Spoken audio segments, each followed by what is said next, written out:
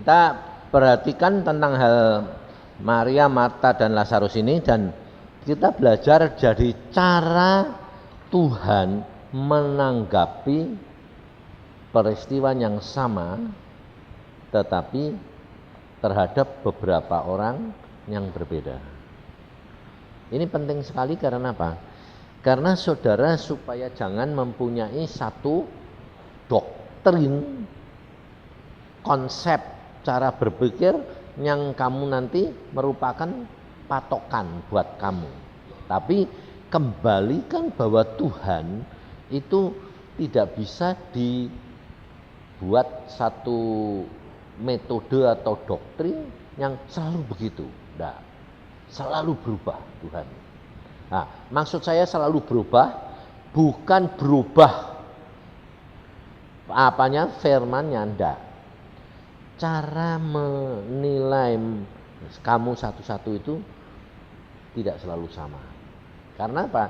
Karena kamu baru bertobat, itu dinilainya pengertianmu tentang firman, tentang pengenalanmu sama Tuhan kan belum ada. Nah, jadi apa yang kamu cuma percaya tok itu tanpa mengerti apa-apa, itu cukup. Tapi sebaliknya kalau kamu sudah mulai mengerti firman, baca firman, mulai mengenal Tuhan, nah dituntutnya lebih. Nah, imanmu ukurannya itu tidak sama dengan yang permulaan tadi, yang kamu tidak tahu apa-apa. Nah, justru ironisnya orang Kristen setelah dia membaca firman dan dia mulai belajar mengenal Tuhan, imannya tidak bisa tambah tumbuh. Tapi lucunya tambah kecil. Nah, ini ironisnya. Saya dulunya tidak tahu. Setelah saya ngalami sendiri, saya bilang, loh, kenapa Tuhan? Pada waktu aku percaya pertama kali timbul, dan ternyata setelah itu saya lihat setiap KKR, setiap ada yang sembuh, yang ngalami mujizat, kok orang baru semua. Orang lama kok tidak ada. Mengapa? Tuhan bilang, imannya ngerosot. Loh, malah baca Alkitab, malah mengenal engkau malah merosot. Ya. Mengapa? Karena dia membaca, mau mengenal kepadaku dengan konsepnya dia. Pakai kacamata dia. Nah, ini yang menjadi penghalang. Nah, untuk supaya saudara itu pengenalanmu akan Tuhan, baca firman, kemudian imanmu bisa naik. Nah, ini dibutuhkan hati yang mau belajar, hati yang rendah, merasa bahwa kamu memang tidak tahu apa-apa, bodoh. Jadi apa saja yang diterima itu terima saja, meskipun tidak ngerti. Nah, maka dari itu yang menjadi penghalang kerap kali adalah orang yang pinter. Karena kalau pinter itu setiap baca firman mesti otak-atik dipikirkan di apa itu. Makanya akhirnya dia malah tidak beriman, akhirnya malah mengecil iman percayanya. Nah, maka dari itu Tuhan Yesus berkata, belajarlah kepadaku sebagai anak domba itu. Anak domba itu tidak ngerti apa-apa, pokoknya ngikuti induknya sajalah, gelundung wae, ya, pokoknya ngikut aja. Nah, ibunya kemana, induknya kemana, ya wis ikut aja, loh. Toh pasti dipelihara, ngerti enggak? Toh pasti kamu dipelihara. Nah, ini yang kamu harus perhatikan. Nah, coba kita perhatikan tanggapan Tuhan menghadapi Lazarus sakit. Lazarus sakit, Tuhan sudah diberitahu. Yang memberitahu dua toh, Maria dan Marta. Lalu Tuhan yang pertama, saudara perhatikan, yang pertama tanggapan Tuhan, hati Tuhan itu memang tergerak, tapi dia tetap mata hatinya tertuju kepada Bapaknya di surga. Nah, engkau dan saya sekarang sudah punya Roh Kudus ada di dalam diri kamu. Jadi kamu mesti belajar, berlatih dalam segala perkara, dalam segala situasi, dalam segala saat. Kamu mesti pikiran dan hatimu tertuju kepada Roh Kudus. Harus. Kalau kamu tidak latih, enggak bisa. Nah, cara melatihnya bagaimana? Ini masalahnya. Cara melatihnya, ya pokoknya kamu itu pikiranmu, kamu yakin, kamu tahu Roh Kudus ada. Sedikit-sedikit tanya, mau apa Tuhan? Kayak gini bagaimana? Mau apa? Terus mamanya mau tidur, ya tak? Mau tidur biasanya kalau kamu mau tidur, apa yang kamu pikirin?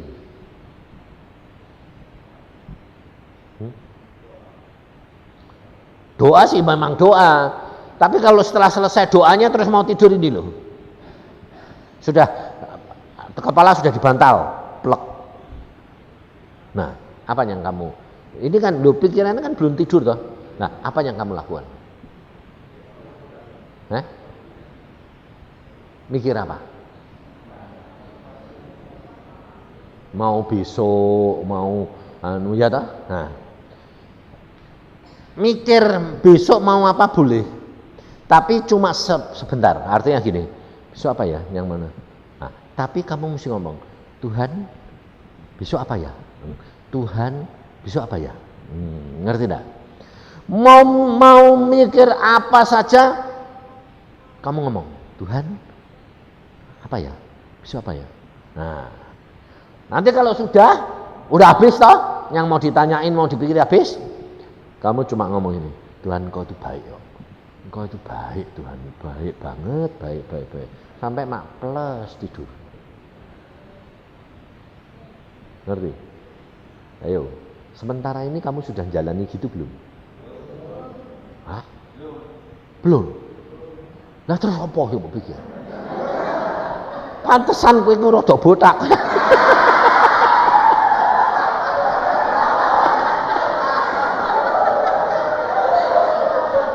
Soalnya panas, kerja terus.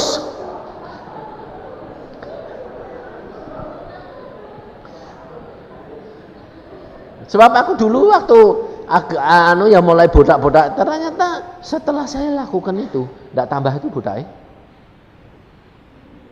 20 tahun lalu sama sekarang tetap sama. Sampai orang asal ketemu saya sudah 10 tahun. Kok sama saja sih? Kok tidak berubah-berubah, kok rambutmu tidak tambah habis? Ora, lumayan. Sejak saya mulai memikir, ngerti tidak? Mata hati dan pikiran itu tertuju di Tuhan. Nah, sejak itu saya bisa selalu ngomong apa? Relax. Karena apa? Ternyata ringan. Ndak tidur enak, ya dah? Gampang. Bangun tengah malam dibangunin sembahyang, habis sembahyang tidur lagi itu mak plus. Sebabnya apa? Asal sudah semeleh plek, Tuhan, Tuhan Engkau itu baik, oh Tuhan, Engkau baik. Lah, setan itu tahu. Dek kowe mikir gitu, terus setannya kan jengkel, ya kan? Jengkel, jadi tidak ganggu kamu. Nah, kalau tidak ganggu, ya kowe gampang tidur itu. Wong penak males. Jadi sampai mau tidur sekalipun bersama dengan Tuhan. Nah, itu melatih yang dikatakan di dalam Mazmur 91. Sungguh hatinya melekat kepadaku. Loh, ini contohnya pada sama mbak orang jatuh cinta. Ya orang sedang jatuh cinta itu kan yo pikirannya itu terus ya toh. Bangun tidur, mau tidur itu, sampai mimpi-mimpi ya itu saja. Betul enggak? Nah, itu gitu. Jadi sebetulnya saudara, kamu itu bisa berlatih dengan itu nanti luar biasa. Nah, itu langkah pertama yang saudara harus tahu, bahwa hatimu itu harus tertuju kepada Tuhan. Itu Tuhan itu paling suka. Maka dari situ nanti Tuhan akan berbicara kepada kamu melalui mimpi. Nah, terus kerap kali nanti antara kue mau tidur, mau males itu, kamu dapat penglihatan. Sebab demikian kamu pikiranmu itu antara sadar dan tidak, itu bersih. Tidak punya motivasi apa-apa. Nah, Tuhan ini menyatakan diri, ngomong bareng gampang. Ngerti? Dan itu melatih kepekaan luar biasa jadinya. Nah, ya. Nah. Pada waktu Tuhan Yesus diberitakan itu, Tuhan sengaja menunda, enggak pergi ke Betania. Sehingga akhirnya Lazarus mati. Dan Tuhan mengatakan bahwa kematian itu membawa kemuliaan. Nah, tanggapan Tuhan terhadap kematian si Lazarus, tanggapannya apa? Itu membawa kemuliaan. Biarpun itu kenyataannya membawa kematian, mau. Ya tak? Nah, kita kalau lihat Tuhan Yesus gitu, ya Tuhan itu kok bisa mandeng gitu itu, lalu timbul pikiran di dalam diri kamu enggak? Tuhan kok bisa mandeng kematian jadi anu tuh bagaimana? Dasarnya apa? Pasti kamu menilai dasarnya gini. Karena Tuhan itu, Yesus itu maha kuasa. Nah, dia sudah tahu. Nah, padahal sebetulnya pada waktu itu dia cuma percaya. Karena dia bilang, anak tidak dapat melakukan segala sesuatu tanpa melihat Bapa. Nah, jadi dia punya tanggapan begitu karena dia lihat bapaknya, oh itu bakal dibangkitkan mbek Bapak. Nah, tapi sebaliknya buat kamu seperti Maria dan Marta. Nah, sebagai Maria dan Marta, tahu enggak kalau itu bakal membawa kemuliaan, kebangkitan? Nah, kalau kamu nanti sedang dipakai Tuhan sebagai hamba, jadi statusmu kayak Tuhan Yesus toh, menghadapi kenyataan gitu, contohnya kamu hamba Tuhan, dipanggil orang punya masalah, masalahnya kayak Lazarus mati, mamanya, atau belum mati, mau mati, ya toh? Nah, kamu sebagai hamba Tuhan dipanggil. Nah, kamu statusmu sebagai hamba Tuhan, kamu jangan takut. Statusmu pasti kayak Tuhan Yesus. Ngerti enggak? Tapi yang menjadi penghambat apa? Kamu tidak mendudukkan diri sebagai Tuhan Yesus, sebagai domba itu, sebagai anak domba itu, tetapi kamu mendudukkan diri sebagai Maria atau Marta. Nah, ini yang mengurangi kuasa Tuhan jalan dalam diri kamu. Makanya kamu perhatiin, kalau kamu dipakai hamba Tuhan di dalam kota, lalu ada hamba Tuhan yang lain, banyak yang lebih senior, lebih berkarunia, nanti kamu kan tidak berani bertindak dengan, meskipun Roh Kudus sudah ngomong, kamu mau bertindak, tidak berani, takut. Karena kamu punya pikiran ada hamba Tuhan yang lebih senior. Tapi kalau di desa tidak ada apa-apa, kamu dihadapi dewek. Nah, kamu terpaksa berbuat, karena apa? Kepepet. Ngerti tidak? Nah, sebetulnya itu dasarnya di mana? Adalah kurang percaya. Nah, kurang percaya sebab apa? Sebab pikiran kita lihat sekitar kita. Nah, jadi kamu tuh sebetulnya mesti ada tekad, rodok nekat gitu loh. Dewi tekad loh ya, tekad sama nekat itu dewi loh, lain. Kalau nekat ngono itu rodok apa itu? Apa? Ono ngawure. Ya toh? Terus ada resikonya bakal dipermalukan. Tapi kalau Yesus sudah berkata, kalau kamu dipermalukan karena aku, ngucap syukur. Kamu lihat mujizat malah. Sebab cara berpikir Tuhan itu memang aneh, gak bisa ngerti yang. Kadang-kadang memang sengaja dipepet, gitu. Benar. Makanya aku ngambil risiko segala sesuatu lebih baik tanya Tuhan. Yes. Sebab mesti untung. Aku dulu itu kenekatan. Waktu muda saya itu orangnya tak terjang saja. Pokoknya kalau firman berkata itu begitu, saya tahu tidak tahu tak terjang. Aku itu. Sampai akhirnya saya itu jadi batu sandungan buat semua. Sampai termasuk bapakku dewek. Makanya pada waktu itu saya dipanggil ke Amerika, saya tidak ngomong sama papa, tapi formulir saya tanda tangani, perjanjian saya tanda tangani. Sebab apa? Sebab dari kecil saya dipanggil Tuhan untuk menjadi hambanya. Lulus SMA pikir saya mesti jadi sekolah Alkitab.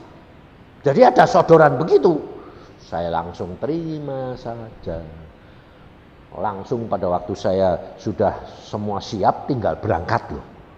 Paspor sudah sembarang sudah. Saya baru ngomong ke Papa. Pak, aku mau sekolah Amerika. Siapa yang ngirim kamu? Pak Herman. Loh, kenapa kamu tidak ngomong? Lah, tidak butuh biaya apa-apa kok. Semua ditanggung dia kok. Tiap bulannya pun tidak usah bayar. 5 tahun. Sip toh. Terus pikiran siapa? Tuhan itu luar biasa. Menyediakan segala-galanya. Betul kan? Bayar ndak, pakaian ndak, segala ndak usah apa-apa. Tinggal bawa badan, uang sakunya tiap bulan gede. Sampai saya bilang, wah Tuhan baik luar biasa. Akhirnya lapor papa. Papa bilang apa? Apa? Tidak. Loh, kenapa Pak? Papa itu kan khotbah, papa majelis, papa ngajar. Aku anaknya mau jadi hamba Tuhan kok. Tidak boleh. Tidak bisa. Kenapa? Hamba Tuhan itu kalah sama orang kaya. Lu kalah piye? Diperintah. Lihat gereja-gereja yang berkuasa itu pendeta atau orang kaya? Orang kaya. Buat apa?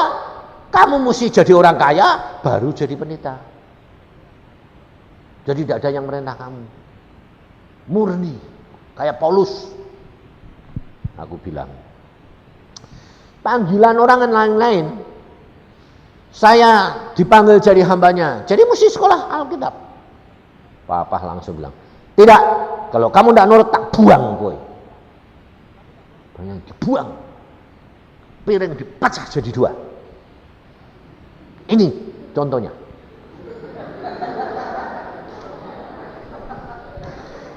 Ayo, umur 21, bingung enggak?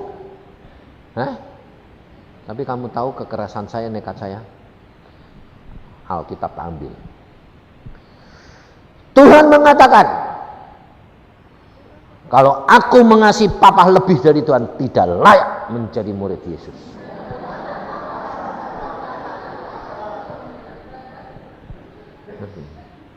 Papa ngerti anaknya gitu, malah nerima apa malah marah? Wah, malah anak kecil baru ngerti Alkitab sedikit sudah ngajari orang tua. Waduh.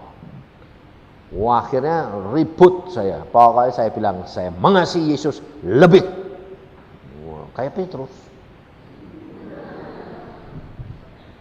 Nekat. Nah, saudara tahu. Lalu pada waktu itu sampai saya mengucapkan begini. Saya akan berangkat tidak bawa uang 1 sen, pakaian cuma selembar. Tapi saya mengikut Yesus. Wah, akhirnya Papa gebrak meja. Nurut atau tidak? Wah, bingung aku. Nurut apa enggak piye? Padahal sudah wani ngomong ya toh. Akhirnya saya bilang, oke. Tunggu 3 hari 3 malam. Saya masuk kamar. Ngapain? Doa puasa. Tanya Tuhan. Papa bilang, apa Tuhan mau ngomong sama kamu? Sebabnya dia tidak tahu, tidak pernah ngalami Tuhan itu ngomong. Tuhan harus ngomong. Tidak bilang Tuhan mau ngomong, tidak. Tuhan harus ngomong, tidak kurang ajar. Itu kalau iman apa itu orang muda itu begitu, saudara. Akhirnya saya itu masuk kamar. Saudara tahu, saudara boleh percaya, boleh tidak. Saya tidak keluar kamar. Ngerti tidak? Kekerasan hati saya seperti itu, mati sekalipun saja. Tidak keluar, tidak makan, tidak minum, tidak pergi ke belakang. 3 hari 3 malam. Aku sampai sekarang saya tak pikiri, kok ya bisa? Loh, bayangin, karena apa? Hati pikiran itu tertuju sama Tuhan, kerasnya kayak gitu, sampai semua perasaan hilang. Jadi orang kayak orang setengah gila. Nah, kemudian saya apa? Saya nuntut Tuhan. Dasar firman. Saya katakan, Tuhan, Engkau di dalam Alkitab Engkau bicara. Sekarang aku sudah menentang orang tuaku gara-gara Engkau. Jadi sekarang Engkau harus ngomong. Apa yang saya harus lakukan? Kalau Engkau mengatakan berangkat, saya berangkat. Tidak peduli. Nah, ngerti saudara? Nah, itu pakai konsep sendiri enggak? Nah, itu saudara. Akhirnya saudara tahu, kalau saya ngomong gitu, apa Tuhan itu sehari 2 hari lalu ngomong? Tidak ngomong satu patah kata pun. Akhirnya sampai kurang, saya kasih batas 3 harinya itu besok jam 6 pagi. Kurang 5 menit tidak ngomong. Putus asa saya. Sudah putus asa. Saya bilang, Tuhan ternyata Engkau kok tidak mau ngomong. Terus selesai? Udah. Inilah saya ngambil pisau di kamar itu, karena itu kamar saya, jadi ada pisau pandu, pisau pramuka. Saya pemimpin pramuka soalnya. Saya umur 17 sudah jadi pemimpin pramuka. Yang saya pimpin sak kelas. Saya pemimpinnya, dia anak buah saya, padahal sak kelas loh. 1 kelas. Tapi saya pemimpinnya. Nah, padahal saya pemimpin pramuka di Semarang pada waktu itu. Seluruh kota Madya Semarang, saya orang yang termuda. Semua 25 sampai 30 tahun ke atas. Saya 17 tahun jadi pemimpin pramuka. Bayangin, orang sinting enggak.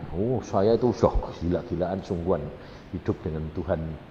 Terus saya bilang, Tuhan, kalau jam 6 tepat Engkau tidak jawab, saya sudah malu sekali bantah orang tua. Saya akan tulis di tembok dengan darahku, Allah pembohong. Gila enggak? Ayo. Makanya saya itu mengenal diri saya itu orang yang paling jelek, paling jahat, paling bukan menantang Tuhan, tapi bukan mencoba itu, tapi nantang Tuhan saya ini. Padahal umur 12 sudah ketemu sendiri sama Tuhan Yesus. Dipanggil jadi hambanya. Jadi saudara itu harus tahu. Sebabnya apa? Sebab tidak ada manusia yang baik. Engkau pada waktu engkau dipanggil Tuhan, engkau dekat Tuhan, engkau mengalami damai sejahtera, ya bisa, puji Tuhan, haleluya. Tapi coba nanti kalau kamu sudah mengalami pencobaan, penderitaan, mengalami kasus yang kamu butuh jawaban Tuhan, sifat aslimu keluar, keburukanmu keluar, kelemahanmu keluar, muncul. Sementara kamu baik-baik tidak kelihatan, tapi coba nanti contohnya tikus, kalau ketemu kamu lari toh, tapi coba tangkap, habis kamu tangkap pencet, gigit enggak? Gigit. Padahal takut sama kamu, ya toh? Persis, saya takut sama Tuhan, saya mau nurut, mau segala mau, kecepet, marah. Saya bilang, saya akan tulis di tembok, Allah pembohong. Habis itu saya bunuh diri, sebab saya malu kepada orang tua saya bahwa saya sudah melawan dia. Ternyata engkau tidak jawab, Alkitab tidak engkau genepi. Saya bilang, bayang, saya ngomong gitu terus Tuhan ini jawab gitu, kok enak. Makanya jangan coba-coba, sebab Tuhan itu lihat hatimu. Kurang semenit saya sudah siap, baju tak buka, tak nak milih tembok, nulis di mana, jam tak lihat, tak, bayangin, tinggal beberapa tak ngomong dia, saya sudah siap loh. Jadi Tuhan itu tahu persis, ini anak ini sungguh-sungguh nekat sampai akhir, apa habis itu nanti sudah takut, tidak jadi. Tuhan kan tahu, dan Tuhan kalau mau menjawab mesti sampai detik akhir, mengalami saudara. Ngomong dia, suasana ini berubah. Ketakutan saya. Apa ini? Satu ruangan ini, apa? Saya sudah megang kurang. Wong sudah kayak gitu, tetap saya bilang berapa detik. Sobek. Ngomong dia, anak, ngomongnya enggak marah, lembut, sayang. Dia bilang, anak, sampai sekarang berapa puluh tahun? 66 dipotong 21 berapa puluh tahun? Saya tidak pernah lupa. Saudara tahu, kalau engkau ketemu dengan Tuhan, pengalaman itu tidak pernah kamu lupakan seumur hidup. Sampai nanti kamu ke surga, kamu bersaksi dengan malaikat-malaikat sekalipun. Dia berkata, anak, dengar kehendak orang tuamu. Nanti aku panggil kamu sendiri. Pada waktunya aku panggil kamu sendiri. Terus saya langsung, ya enggak. Saya bilang, Tuhan ini engkau. Ya. Kalau memang engkau, sekali lagi. Sebab aku sudah tidak makan, tidak minum 3 hari. Nah, halusinasi, ya tak bisa toh? Aku tidak mau. Aku mau nyata, ini engkau. Nurut, saudara. Tuhan, waduh, rendah hatinya. Padahal aku itu siapa? Tapi kenapa pada waktu itu kok dia nurut? Karena aku belum ngerti banyak. Sudah baca Alkitab? Sudah. Dipanggil dari umur 12. Sudah berjalan berapa lama? 9 tahun. Iya toh? 8 ya? 9 ya? Tapi tetap belum mengenal dia. Ngerti saudara? Sampai dia mengatakan, anak, dengar orang tuamu. Pada waktunya aku panggil engkau sendiri. 2 kali diulang. Aku bilang, nangis. Habis itu tuh rasanya kayak orang bendungan jebrol. Blak, nangis kayak anak kecil. Saya bilang, Tuhan, engkau tuh kok sayang sekali. Padahal habis marah-marah kayak gitu. Ngancam-ngancam kurang ajar kayak gitu. Ambrol semua. Tuhan, kok sayang sekali. Langsung saudara, oke Tuhan, apa yang saya harus lakukan? Oke, ada bapak, Pak, minta duit, pergi sekolah dokter. Papa bilang, kamu harus sekolah dokter. Ya, papaku lihat gitu melongok dia. Loh kenapa? Tuhan tadi ngomong saya harus nurut papa. Nah, makanya.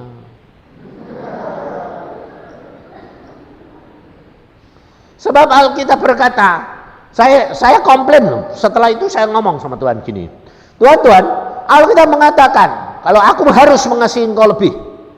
Tapi Alkitab juga ngomong, hormati orang tuamu. Kamu tidak bisa melakukan yang satu tapi melanggar yang lain. Oh, sebab kamu masih hidup di dalam dunia. Orang tuamu punya hak sebagai wakilku dalam dunia. Oh, gitu.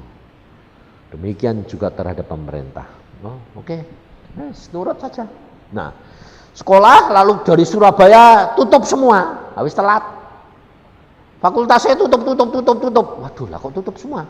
Sampai ke Jogja. Jadi Surabaya, Bandung, Jakarta, muter saya. Tutup semua. Dulu enggak ujiannya enggak sekali, pribadi sendiri-sendiri. Yang buka tutup sampai Jogja juga tutup. Tapi di Jogja ada pengumuman. Kedokteran gigi masih dibuka khusus untuk laki-laki.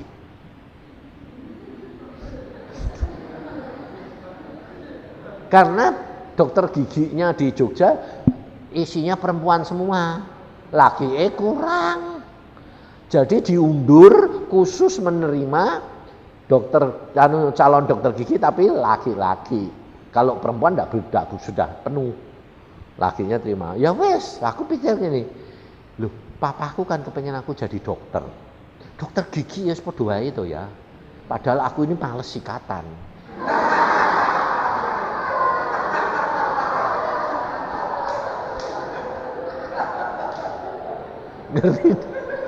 Jadi dari kecil mula ndak pernah punya pikiran kepengen jadi dokter gigi.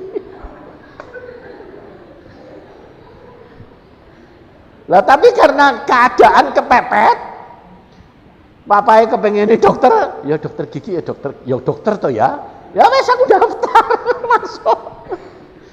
Ngerti enggak saudara? Aku sampai gini, Tuhan, kenapa sih Tuhan? Kok ndak ngomong sak belune? Supaya aku masuk ya kedokteran umum kayak wong aku iki kepengen seneng jadi dokter bedah.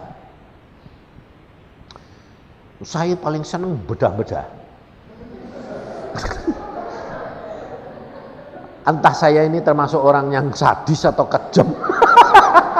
Sebab saya kalau bedah itu ndak jijik, ndak kasihan tuh enggak ya, mantep rasanya.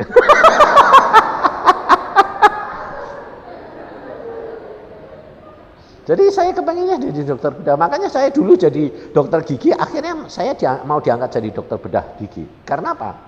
Karena dokter gigi zaman saya itu operasi, belajar mayat, belajar operasi itu segini, setengah perut sini ke atas. Kalau sekarang enggak boleh cuma sini tok. Dulu saya segini. Makanya satu-satunya dokter gigi yang pernah operasi usus buntu itu saya.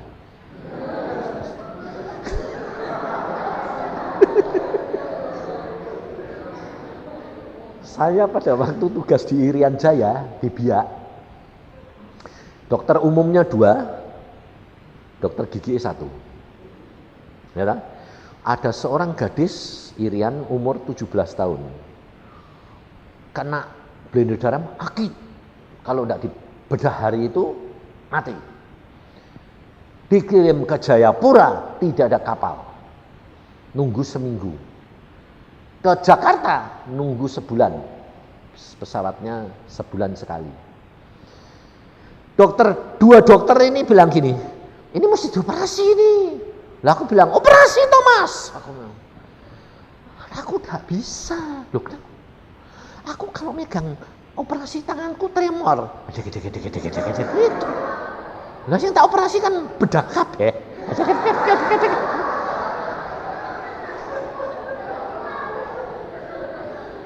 Jadi gemeter, tremor, kayak megang anu tuh bisa dek gitu. Nah terus yang satu, aku gak berani. Aduh, aku ini ada pada mati, aku bilang itu. Saya tanggung jawab kamu loh, kamu dokter kabupaten. Memang tidak ada dokter bedah, tapi kan ada peraturannya. Dalam keadaan gawat dokter umum boleh, ya toh harus dioperasi karena mati. Tapi bagaimana? Terus saya bilang gini, tolonglah kamu aja. Aku ini dokter gigi.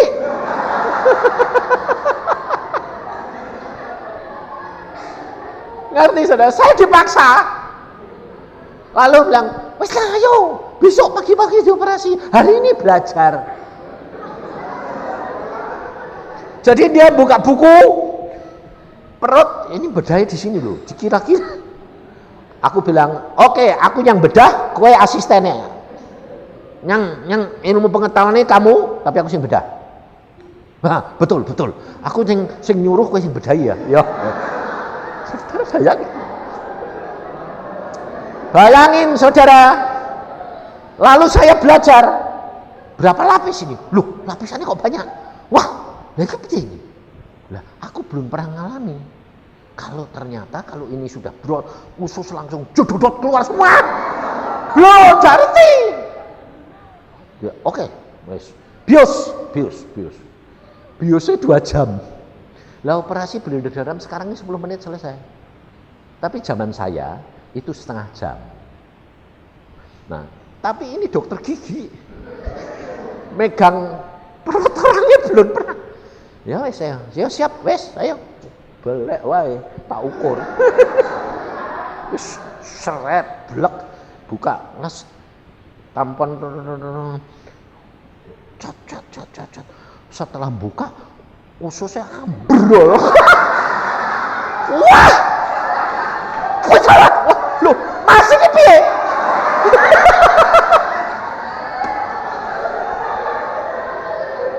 Karena ternyata tekanan perut kan gede. Jadi pada waktu itu mencotot.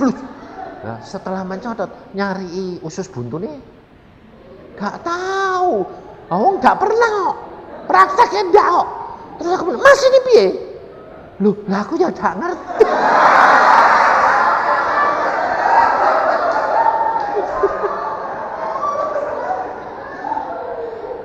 Di situ saya sembahyang. Karena sekepepet toh. Tanya dokternya dua-dua gak ngerti. Lah aku gak ngerti. Loh kepiye tah kamu? Kamu katanya jadi asisten. Lah tapi piye gak ngerti. Aku bilang, Tuhan ini piye? Keluarin aja. Wes tak tarik. Oh. Jadi ususnya tak keluarin semua. Ini meja operasi usus semua. Ususnya manusia kan panjang. Berapa meter itu? Wah, ini mana kok? Tak tarik kok udah ada, ini gak keluar.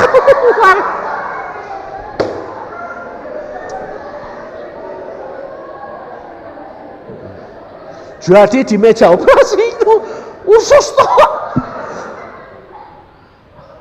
setelah mau habis baru keluar. Loh lah ini.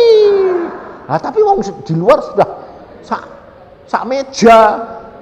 Nah, terus aku bilang, ya wes lah biar nanti potong jahit diklem udah.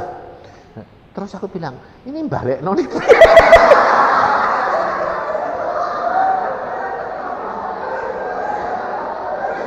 Kan susah, wong tekenane gede, dimasukin mencotot. Wah, aku bilang. Terus satu, kedua, kalau itu muntir mati orangnya. Iya coba. Muntir mati. Aku terus gini, Tuhan, iki piye balekno? Ngembalikannya piye? Tuntunan tanganku Tuhan. Ini dek muntir mati. Terus arahnya mana dulu? Nah, aku usus buntu kan harusnya di bawah. Adek dia tak taruh atas. Nah kan repot. Terus aku dikasih hikmat Tuhan. Kan kamu tadi sudah keluar semua, itu yang terakhir. Jadi sekarang dibalik, itu yang dimasuknya dulu. Oh yo masuknya blus. Terus dia malah ngomentari dokter ini. Aku balik mati loh. Gue kira orang ngajari malah nakut-nakuti aku bilang. Jadi ini terus sembahyang dalam nama Yesus. Dalam nama Yesus. Wes selesai. Saudara tahu? 2 jam belum selesai.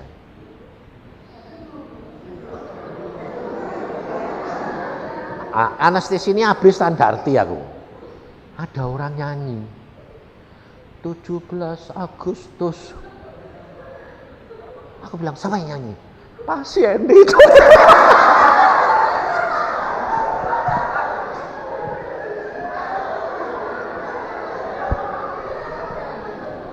Pasiennya bangun nyanyi 17 Agustus.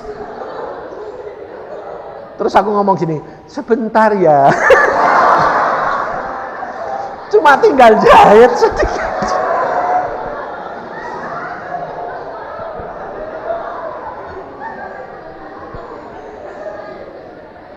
Ngerti ya? Selesai nih. Enggak apa-apa dokter, terusin daripada saya meninggal, enggak jadi meninggal, sakit sedikit enggak apa-apa lah. Pada gadis 17 tahun, kasihan sekali. Oke, selesai saya sudah rasanya itu keluar dari api neraka. Rasa plong, aduh Tuhan. Habis itu kita tahu, 3 hari 3 malam saya mesti berdoa. Kalau tidak kentut mati. Enggak kentut mati. Aku bilang hari pertama, Tuhan, tolong si Tuhan suruh kentut. Saya bilang, sudah kentut? Belum dokter. Saya tersiksanya sama pasien. Nah dokter yang 2, dia malah ngomong gini, burung enggak kentut-kentut tuh. Udah mati kamu jangan loh, tapi kowe sing ngerjake kok. Kurang ajar aku. Mbok jatuh ke aku. Hari ketiga saya bilang kentut. Nah, baru dokter datang kurang mau masuk tadi saya sudah dengar langkah dokter. Kentut dokter bro. Wah! Aku bilang selamat. Selamat dah. Habis itu terus ada orang punya anak. Wah, enggak mau aku. Mau. Apalagi anak. Enggak mau. Masa bodoh. Enggak mau aku. Akhirnya dikirim ke Jayapura, mati juga di sana. Nah, ngerti saudara? Tapi saya sudah tidak berani, padahal harusnya dengan Tuhan, tanya Tuhan. Nah, mengalami itu loh saudara. Saudara dan saya itu kerap kali itu dipepet Tuhan. Nah, kadang-kadang kamu harus bertindak seperti Tuhan Yesus. Ya tak? Harusnya semua itu tanya. Nanti kamu akan menghadapi luar biasa. Tapi kadang-kadang kamu harus seperti Maria dan Marta. Dibontang, saya ngadepi lagi. Sudah jadi hamba Tuhan. Dibontang. 12:30 dibangun. Dia bangunin. Sama kepala pertamanya, dok. Ada apa Pak? Tolong Pak Yusa, kenapa? Ada ibu mau melahirkan. Wah matang boy. Kenapa? Ketuban sudah pecah, darah sudah keluar, ibunya tidak bisa keluar, anaknya tidak bisa keluar. Aku punya, kenapa? Pantate dulu. Jadi sungsang, tapi kalau sungsang kakinya sudah keluar lumayan, pantat. Piye coba? Tidak ada bidan, tidak ada dokter, tidak ada kapal, tidak ada pesawat. Bayang, adanya besok jam 6 pagi. Ini ibu sudah setengah hari dan sudah tinggal mati. Suaminya di Amerika. Anak pertama. Bayangin. Waduh, aku bilang, Pak, aku ini dokter gigi, bekas dokter gigi. Nah, daripada tidak ada. Kan lumayan. Aku bilang, bukan lumayan gitu Pak. Aku ini hamba Tuhan. Aku tanya suster ini piye? Itu pantate dulu. Jadi aku kok dilihatkan pantate bunder-bunder, enggak sama tuh. Aku bilang, waduh mateng. Nah, disitulah saya mengalami luar biasa. Saya bilang, Tuhan, apa yang saya harus lakukan? Tuhan bilang apa? Ngomong aja. Ajari, ngomong aja. Ngomong apa? Enggak bilang AB, ngomong aja. Nah, itu berarti Tuhan memberikan kamu otoritas. Nah, ngomong aja. Jangan lalu mikir, ngomong apa? Bingung. Udah. Ibu ini tahu enggak? Sebentar lagi mati. Iya. Sudah ada kuat toh? Nah, sudah. Ibu ini agamanya apa? Katolik. Oh ya, puji Tuhan. Percaya Yesus? Ya. Sekarang kamu ngomong. Tuhan Yesus, ampuni dosa-dosaku. Ngomong, tiruin. Tuhan Yesus, ampuni dosa-dosaku. Tuhan, tolong aku. Tuhan, tolong aku. Aku enggak kuat, Tuhan. Tolong aku, anakku tidak bisa keluar.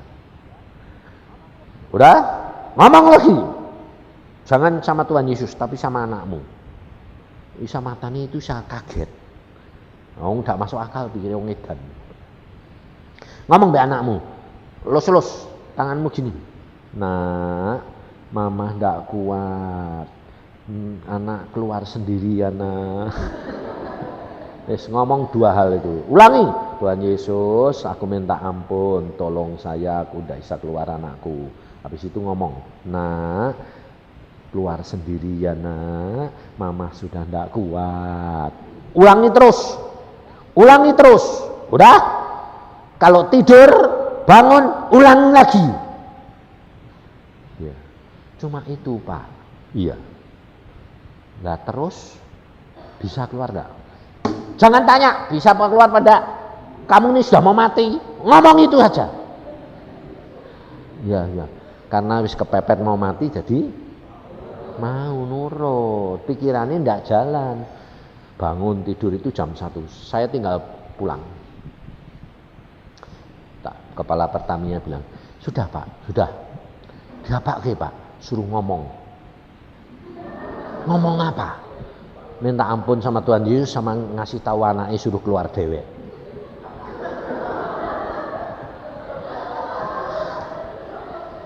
Pikirnya pendeta Edian wis ayo pulang. Akhirnya saya pulang tidur, dia nungguni lagi di rumah sakit. Tegang sama suster. Suster bagaimana? Itu ngomong terus. Lah tidak dilakukan apa-apa. Enggak. Ngomong terus. Terus habis itu sudah capek, ketiduran. Jam 3 bangun, ngomong lagi. Tidur lagi. Jam 5, saudara tahu, jam 5:30 saya dijemput pergi ke airport. Jam 6 pesawat datang, saya ditelepon di airport. Sampai airport ditelepon sama suster. Dia bilang, cari dokter Cipto. Panggil saya, ya sudah. Ada apa? Wah, luar biasa dokter. Kenapa? Anaknya keluar sampai mau jatuh dari tempat tidur. Kenapa? Wah, luar biasa dokter. Saya kan sudah dipesan dokter, kamu nungguin loh, nampani anaknya, megang. Terus liatin ya. Saya lihat jam 5 itu wadah tenaga dari dalam perut itu, perutnya sebesar dokter. Bisa kayak angin dorong anaknya. Wah, loncat anaknya keluar. Pantate dulu. Bayangin, tanpa operasi, tanpa ditulungi, keluar anaknya. Bayangin saudara. Dan hidup anaknya, perempuan dokter, bagus anaknya, cantik. Wah, aku bilang puji Tuhan, udah selamat. Kepala 5 tahun kemudian saya kembali ke Kalimantan Bonang. Anak perempuan 5 tahun diajak, dokter, inget dak? Pak Yusa, inget dak? Jam 1 malam dokter gigi ngajari orang melahirkan, suruh ngomong sama anaknya. Ini loh anaknya, cantik ya, putih cantik ini. Nah, ya, bagus ya, gini kok mau mati sama mamanya. Gitu. Mujizat terjadi. Tidak sama. Yang ini cuma suruh ngomong. Yang satu di Jakarta, ya sungsang juga. Tapi pada waktu saya khotbah, dia nangis terus karena besok dioperasi. Lah ada dokter, ada operasi kan pena. Kok nangis terus? Aku bilang, kenapa kamu nangis terus? Saya takut, tak mau dioperasi. Loh, kok tidak mau? Oh, memang ilmu pengetahuan dari Tuhan, operasi. Aku bilang, nggak mau, nangis terus.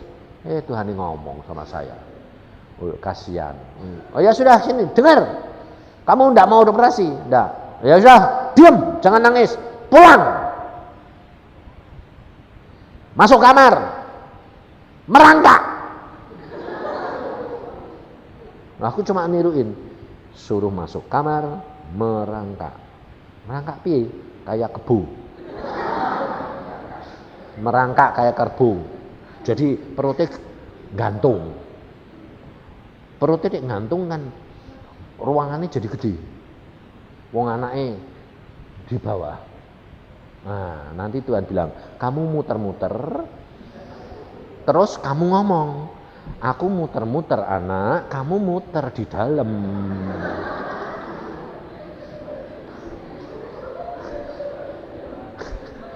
Jadi besok tidak usah operasi, dia muter keluar. Nah, suaminya kan tidak masuk kamar sembahyang, tidak masuk kamar tidur, dicari sama suaminya, dibuka di kamar. Loh, besok dioperasi tidak malah istirahat, malah muter-muter semalam suntuh. Loh, kamu ngapain? Muter-muter. Kenapa? Supaya bayinya muter. Loh, mana bisa? Bayi itu muter itu butuh beberapa hari. Masa semalam suruh muter? Enggak apa-apa, wong hamba Tuhan tuh yang ngomong. Siapa? Yusa. Loh, dia dokter? Bukan, dokter gigi.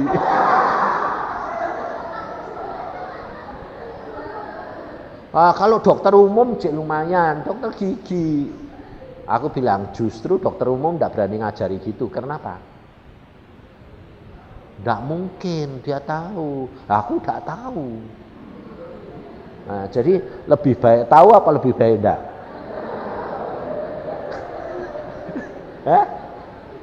Kalau kamu dengar suara Tuhan, diperintah Tuhan, lebih baik tahu apa enggak? Ya lebih baik tidak tahu, nurut aja. Tidak nurut, kamu punya konsep, tidak jadi. Ngerti saudara? Kenapa? Lebih baik tidak tahu. Bodoh. Tidak ngerti, pinter ngerti. Akhirnya besok jam 8 masuk rumah sakit, tidak diperiksa, geledek masuk ke kamar operasi. Nah, karena sudah diperiksa toh malamnya. Nah, sore ini, nah dari masuk sana, sudah disiapkan operasi, mau dianestesi, dia ngomong, dokter, mbok anaknya diperiksa dulu dokter. perut saya diperiksa dulu, anaknya sudah muter apa belum. Dokter bilang, ya enggak mungkin toh, wong tadi sore baru tak periksa sungsang kok. Ini mbok kon muter piye? Lu diperiksa dulu toh dokter. Ya sudah diperiksa. Loh. Lah kok kepalanya sudah dibawa? Loh, lah kalau gini enggak usah dioperasi. Diinfus saja nanti keluar. Dokter bingung. Fotonya dilihat. Loh, kemarin sore masih jempale. Loh, kamu minum apa? Enggak minum apa. Kamu pijet, puter, mati anaknya. Enggak, dokter. Lah, kok bisa muter? Merangkak. Loh, merangkak bagaimana? Muter-muter kayak kebo. Berapa lama? Ya kalau capek tidur, kalau bangun ya muter lagi. Loh, resep dari siapa? Yang ngasih tahu tuh hamba Tuhan, dokter, namanya Pak Yusa. Loh, dia dokter umum? Enggak, dokter gigi. Ini ada resep baru. Terus dia bilang, ini mujizat. Nggak mungkin anak muter dalam waktu setengah malam terus sudah siap. Ini Tuhan ini. Dia bilang gitu. Iya dokter, terima kasih. Ya sudah, enggak usah operasi. Setengah jam keluar. Tuhan bisa dah. Bisa pakai kamu juga dah. Tapi mesti ada apa? Keberanian, tekad untuk nurut. Biarpun tidak masuk akal. Ngerti? Karena apa? Karena kalau Tuhan yang ngomong itu tidak pernah masuk akal. Karena pada waktu dia ketemu sama Marta, Tuhan ngomong apa? Coba. Ayat 21. Maka kata Marta kepada Yesus, Tuhan, sekiranya engkau ada di sini, saudaraku pasti tidak mati. Tetapi sekarang pun aku tahu bahwa Allah akan memberikan kepadamu segala sesuatu yang engkau minta kepadanya.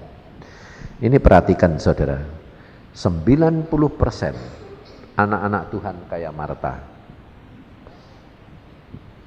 Dia ngomongnya selalu gini, aku tahu. Nah memang tahu loh. Kalau Tuhan Yesus yang minta, mesti diberi. Ya dah. Itu bagus. Tapi ternyata itu hanya di pikiran, tidak di hati. Kata Yesus kepada Marta, saudaramu akan bangkit. Nah, maka jawab Yesus, kata Marta kepadanya, aku tahu bahwa ia akan bangkit pada waktu orang-orang bangkit pada akhir zaman. Jawab Yesus, akulah kebangkitan dan hidup. Barang siapa percaya kepadaku, ia akan hidup walaupun ia sudah mati. Dan setiap orang yang hidup dan yang percaya kepadaku tidak akan mati selama-lamanya. Percayakah engkau akan hal ini? Nah, jawaban Tuhan ini mengandung anjuran maupun perintah untuk saudara dan saya. Karena gini, jawaban Tuhan ini aneh. Akulah kebangkitan dan hidup. Saudaramu akan hidup bangkit. Setelah itu Tuhan ngomong apa? Orang yang mati sekalipun kalau dia percaya kepadaku, dia tidak akan mati selama-lamanya. Jadi kamu harus tahu jawaban Tuhan ini, yang atas itu kebangkitan daging, yang bawah itu kebangkitan roh. Ngerti saudara? Jadi saudara dan saya itu kalau Tuhan ngomong, itu saudara tidak akan bisa langsung nangkep, itu tidak bisa. Nah, dari situ saudara harus punya pengertian dan percaya saudara tidak boleh takut mati. Karena mati daging itu cuma sementara. Karena toh nanti akan dibangkitkan kembali. Ngerti? Sebab ini yang menjadi penghalang buat kita. Saudara tidak usah takut. Karena istri saya itu tiga kali diperpanjang Tuhan. Yang pertama jadi pacar saya itu tadi. Yang kedua, dia mau mati karena nasib. Dia sudah diramal maupun ditetapkan bahwa dia tidak bisa hidup lebih dari umur 40 tahun. Karena mamahnya umur 37 mati, papahnya umur 40 mati. Jadi dia sudah ditulis di dalam nasib itu umur 40 tidak bisa. Dan benar umurnya 50 mau mati. Sampai saya bilang, waduh aku udah ngerti ini Tuhan. Ya aku tidak mau kawin sama dia. Nah, bakal mati umur 40. Kawin lagi tidak boleh. Tapi justru karena tidak ngerti, anugerah. Tidak apa-apa. Saya bilang, loh, kamu ini kok setiap kali kok sesek napas kenapa? Kok ya bronkiku ini sempit-sempit. Kalau gelap, aku tidak bisa napas. Tidur nyenyak loh saudara, tidur nyenyak. Lampu tak matiin, langsung bangun. Tidak ajaib. Langsung bilang, aku tidak bisa napas, aku tidak bisa napas. Langsung tak matiin. Dinyalain lagi. Loh, kok aneh? Loh lampu dimatiin kok dia turut mau mati? Ternyata dia sudah punya konsep di sini. Dia itu tahu bahwa nanti umur 40 mati. Jadi dia mikir itu terus, jadi kalau mati itu kan gelap. Jadi lampu dimatiin berarti mati. Ngerti saudara? Ternyata jadi ikatan. Setelah saya tahu, tak tangking, tak buang ramalannya, aku tanya sama Tuhan, Tuhan ini kenapa Tuhan? Karena dia diramal. Kapan? Tuhan tidak ngomong apa-apa, tapi saya didorong bongkar-bongkar, nemu ramalannya. Baca, waduh ini kurang ajar, bakar. Saya bakar dalam nama Yesus, saya tak tumpangi tangan. Mulai sekarang kamu hidup. Sampai sekarang. Itu yang pertama. Yang kedua saudara, pembuluh darahnya pecah semua di Australia. Saya bilang, bangun-bangun, dia bilang gini, loh yang lampu ini kok mbok matiin, lampu terang benderang kok. Oh saya lihat, waduh tutup mata, matanya penuh dengan darah, pembuluh darah seluruh tubuh pecah. Pakaiannya, dasternya itu darah semua dari ujung kaki sampai kepala. Oh pantesan kamu buta karena pembuluh darahmu pecah semua. Udah, sekarang kamu beres-beres. Tidak ada dokter yang bisa menolong kamu. Sekarang kamu beres-beres sama Tuhan. Kalau Tuhan bilang pulang, tunggu aku di surga. Sebab saya sudah tidak takut toh menjadi hamba Tuhan. Saya menghadap Tuhan. Tuhan, ini istriku kok mau mati? Ya. Jawabannya Tuhan tuh iya. Saudara sangat bilang dah, iya. Ya. Oh, sudah Tuhan. Salahnya di mana? Terus Tuhan, saya bilang, Tuhan Roh Kudus, tolong penolongku, ingatkan salahnya apa istriku? Karena dia melanggar perintah. Perintah apa Tuhan? Aku kan sudah ngomong. Sebelum tahun 93, istrimu tidak boleh ikut pergi pelayanan bersama dengan engkau. Kamu pergi seorang diri karena kamu di garis depan. Kalau istrimu ikut, pasti dia diserang dan dia pasti kena akibatnya. Pernah ikut ke Bali sekali. Saya sama naik mobil loh ya. Ada arak-arakan leak. Ting dong, ting dong, ting dong. Dia bilang, "Yang kok bagus ya yang." Aku bilang, "Jangan lihat. Tenggeng." Pulang langsung kena herpes. Blas kena, disantet. Denny anak saya yang di rumah, masih sekolah SMA, dia langsung tak telepon. "Den, besok mama jemput di airport. Saya kirim pulang dari Bali ke Bandung." Denny bilang, "Pak, aku dapat penglihatan mama disantet toh, Pak.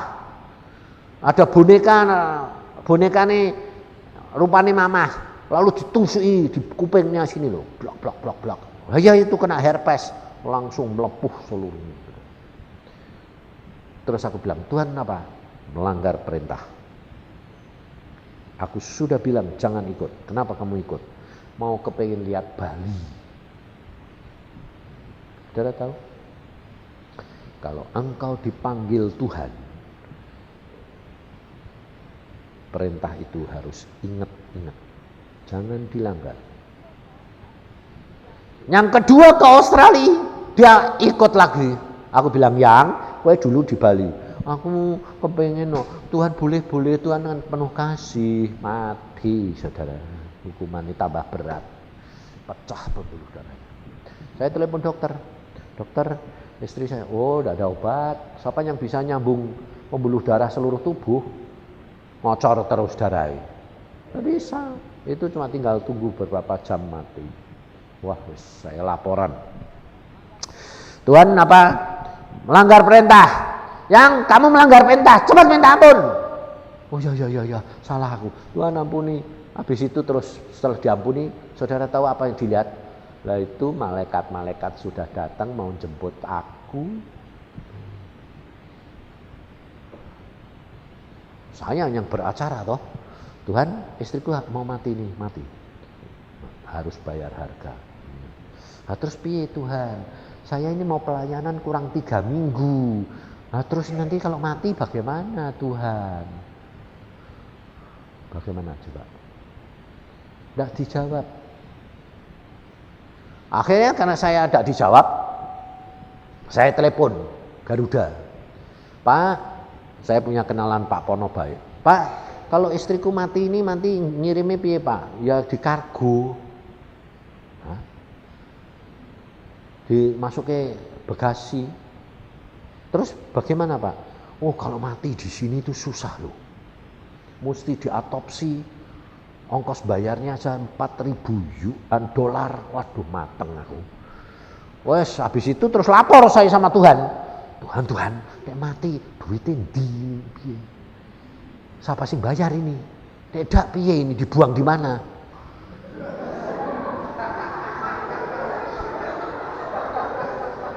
Soalnya, tapi ini, habis itu istri saya ngomong gini lagi, yang aku dibawa Tuhan, oh loh itu, yang orang-orang itu semua minta tolong, itu mati semua di laut tuh, aku mau nolongin kok enggak bisa yang, itu di mana itu di pohon-pohon itu ada kakek tuwek itu berhalanya di situ tuh. Bayangin. Lihat kan alam maut. Terus dia bilang, "Tuhan, aku sudah ngeri lihat di alam maut. Orang minta tolong, dia mau nolong 1 orang saja tidak sampai. Tangannya tidak bisa. Ada batas yang tidak bisa diseberang. Persis kayak Lazarus sama orang kaya." Habis itu dia bilang, "Tuhan, aku mau ke surga." Langsung dibawa ke surga. Oh, itu malaikat-malaikat. Sudah pasti mati toh. Saya yang beracara saya ini sama Tuhan. "Tuhan, istriku mati tidak masalah." Ini loh, perhatikan. Ini pelajaran yang jalan yang saudara harus tahu. Kalau kamu menghadapi masalah, orang yang kamu kasihi sekalipun, kalau kamu tidak melepaskan dia dan hati pikiranmu tertuju sama Tuhan, pasti kamu malah kehilangan. Karena firman Tuhan berkata apa? Kalau kamu sayang nyawa, kehilangan nyawa. Kamu kalau kehilangan nyawa karena aku, kamu dapat nyawa. Pada saat itu saya bilang, oke Tuhan, saya cuma minta kepadamu belas kasihan. Roh Kudus langsung ngomong di sini, cepat menghadap Bapak. Aneh enggak? Saya doa kan sama Roh Kudus kan sebetulnya sudah cukup. Tapi ada satu otoritas langsung kepada Bapak. Roh Kudus ngomong, langsung cepat menghadap Bapak dalam nama Tuhan Yesus. Aku bilang, Bapak, aku menghadap kepadamu dalam nama putramu Tuhan Yesus Kristus. Ngomong Bapak. Bapak itu suaranya lain sama Tuhan Yesus. Lebih gede, lebih berwibawa. Luar biasa. Sebab Tuhan Yesus masih pakai daging. Tuhan Yesus itu sekarang di surga. Punya daging dan tulang enggak?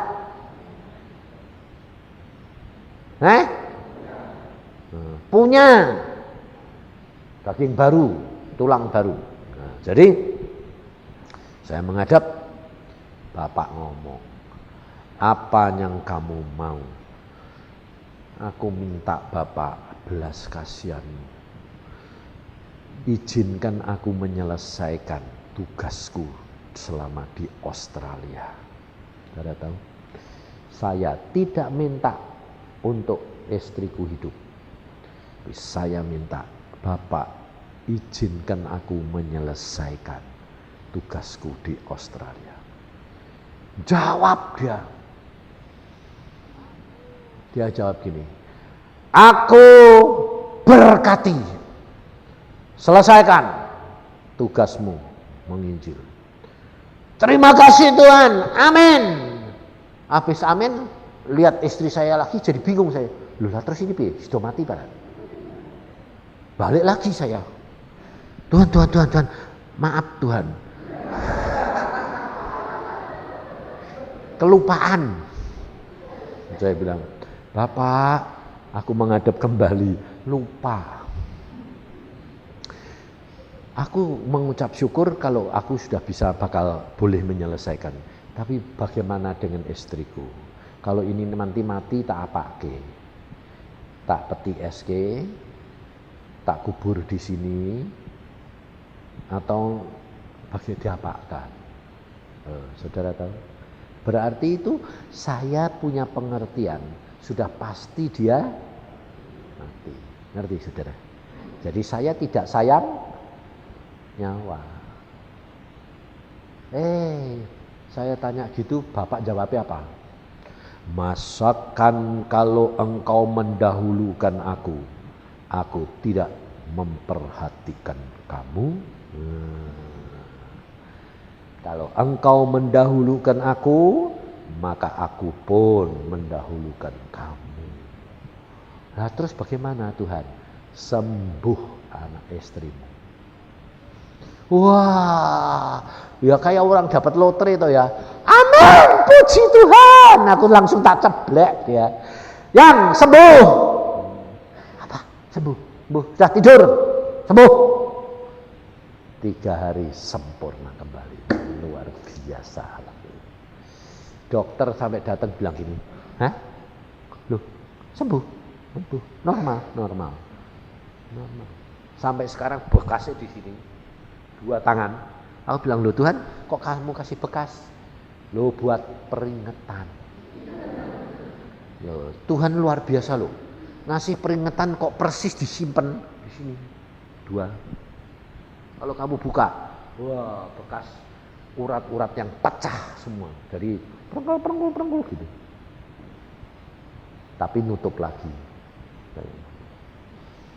Nah, jadi kalau pakai pakaian enggak kelihatan. Nah, coba ditaruh di sini, bayangin kan repot.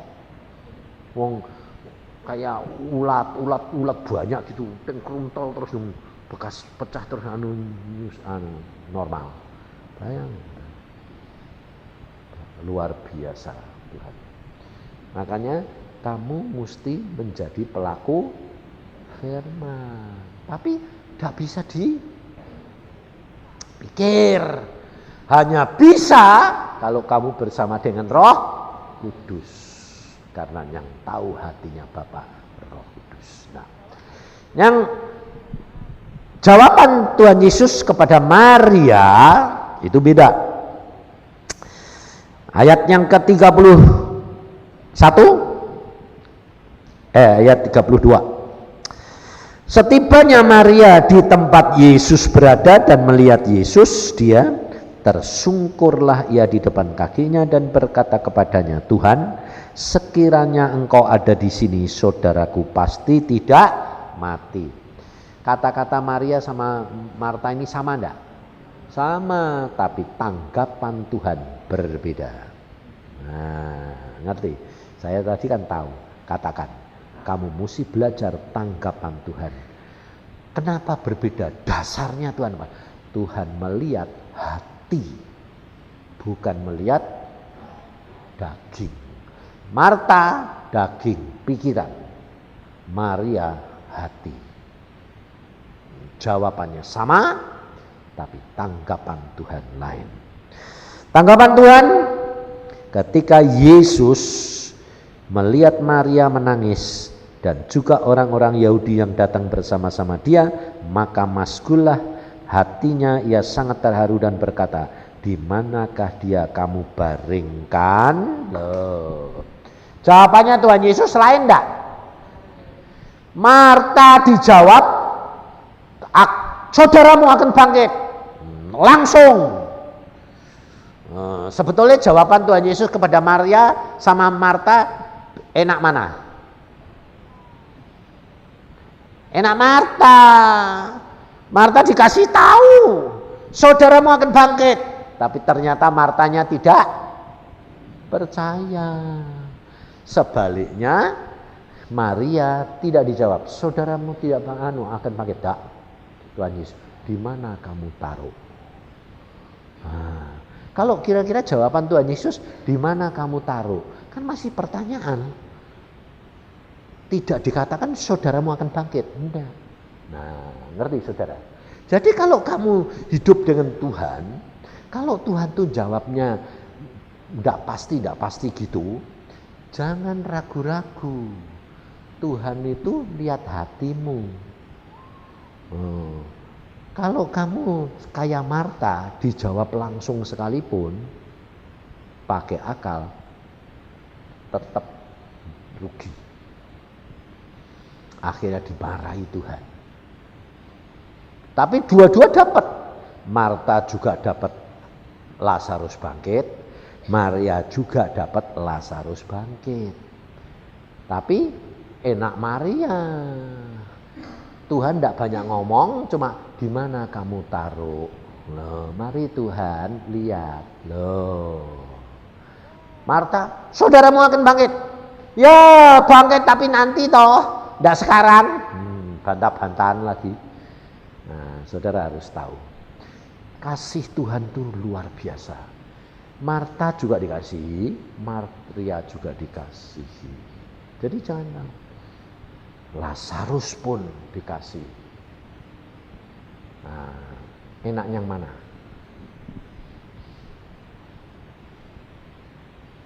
Terserah Tuhan. Kalau kamu mau dijadiin Lazarus, enggak dikasih tahu apa-apa, cuma sekedar ngalami. Ayo, ya terima aja. Mati, nanti dibangkitin, malah ngalami toh. Hah? Malah ngalami, enggak ngerti apa-apa tapi ngalami. Marta ngalami saudaranya mati, dia yang kebingungan. Sebetulnya Lazarus ya enak toh. Marta ya enak karena ngalami, setelah bantah-bantahan kok ternyata ya Tuhan nurut. Maria enak ngalami. Nah, ngerti saudara? Tuhan itu mengasihi kamu sama. Jangan kamu mengatakan, aku mau jadi Maria. Kalau kamu memang Marta, Marta lah. Tidak usah masalah, Tuhan sayangnya Marta sama dengan sayangnya Marta. Hanya tanggapan Tuhan beda. Nah, saudara tahu keluarnya Lazarus dari lubang kubur bagaimana? Padahal Tuhan Yesus berkata, Lazarus keluar, betul lah? Bangkit toh? Salahnya piye? Langsung berdiri, udul kan diikat. Lazarus keluarnya kayak diberangkat. Nah, bukti ini apa? Keluarnya di mana? Ayat 44. Lazarus, marilah keluar. Orang yang telah mati itu datang keluar, kaki dan tangannya masih terikat dengan kain kapan dan mukanya tertutup dengan kain peluh. Nah, kain peluh itu kan sapu tangan ditutupin gini toh. Nah, kalau dia berdiri, sapu tangannya rontok. Jadi dia keluarnya tetap kayak diberangkat. Jadi mukanya tetap kain peluhnya tetap nutupi mukanya dia. Makanya, dikeluarnya gitu Tuhan. Iya, tidak keluarnya gitu, piye? Wong gua itu pendek. Nah, dia suruh judul.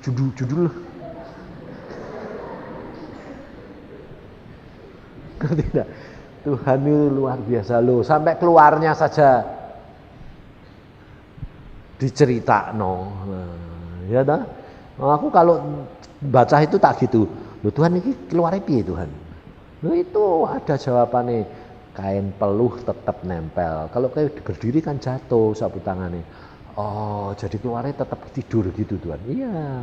Sing gotong siapa? Firmanku tidak akan kembali dengan sia-sia. Ngambang. Nah, ya toh kayak selorokan noh. Bayangin, buka. Kamu meskipun sudah dibangkitkan bersama dengan Kristus, tapi kamu membutuhkan orang lain membuka ikatan-ikatanmu. Karena Tuhan Yesus bilang, lepaskan ikatannya, biar dia pergi. Saudara belajar rendah hati. Biarpun kamu mengalami kayak Lazarus, mati dibangkitkan sekalipun, kamu tetap membutuhkan Maria dan Marta yang berdoa, yang melayani Yesus, sehingga kamu pun mengalami mujizat karena orang lain. Sehingga kamu tidak boleh menghakimi, tapi kamu harus mengikuti. Bagianmu apa? Itu lakukan dengan penuh ucapan syukur. Kamu akan melihat kuasa Tuhan dinyatakan. Amin. Tuhan, firman-Mu sudah Hamba sampaikan, anak-anak-Mu sudah mendengar, dan bagian-bagian mana yang Engkau mau supaya tertanam di dalam hati dan pikirannya, biar tersimpan rapi sampai pada waktunya mereka menghadapi masalah. Maka firman-Mu, kesaksian akan muncul menjadi rema bagi dia, pewahyuan bagi anak-anak, sehingga anakmu mengalami secara pribadi bersama dengan Engkau. Kau memang Allah yang luar biasa Tuhan. Kami bersyukur karena mempunyai Allah yang luar biasa. Tetapi Engkau tahu Tuhan, watak perangai kami masih lama, masih banyak yang jelek. Maka dari itu Tuhan, tolong kami supaya kami mampu punya kuasa mengikis, memotong, melepaskan, sehingga kami bebas dari ikatan-ikatan yang mengikat kami. Meskipun kami sudah Engkau bangkitkan, tapi kami perlu kelepasan Tuhan. Kami perlu ada penutup kain peluh yang harus dilepaskan. tangan kaki kami pun dilepaskan supaya kami dapat pergi dan menghasilkan buah, dan buahnya itu tetap untuk Engkau dan saya. Terima kasih Bapa, dalam nama Tuhan Yesus kami mengucap syukur dan percaya. Amin.